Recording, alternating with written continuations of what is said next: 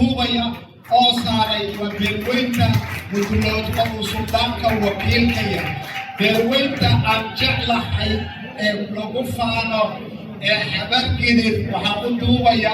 oo loo wakiishay imaam cumar macallin abshir ayaa duubaya oo caleema saaraya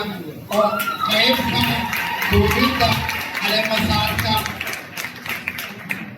xasha looma kala waxaa kaloo suldaanka cusub qayb ka ah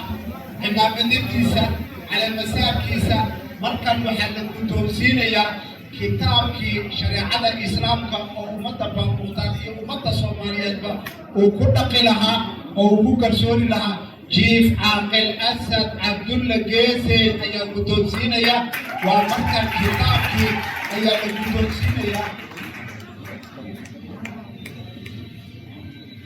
haye kitaabkii ayaa la guddoonsiiyey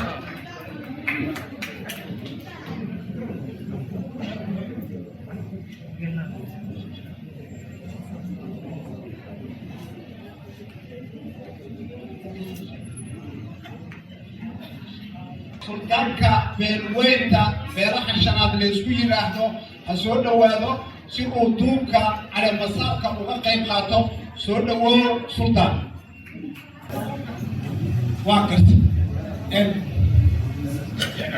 waxaan jeclahay dhinaca aqoon-yahanka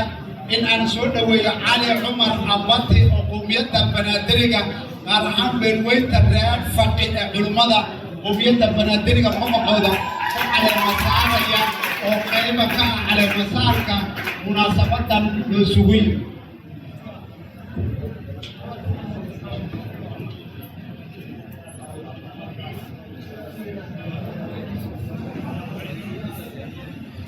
reer faqi waxaa noo raacaya reer bandhabo oo ka mid ah qowmiyadda banaadiriga beelaha sharafta badan ee lagu faano marka ay noqoto qowmiyadda banaadiriga nabadoon abuukar ayaa raacaya soo dhowow oo caleemasaarka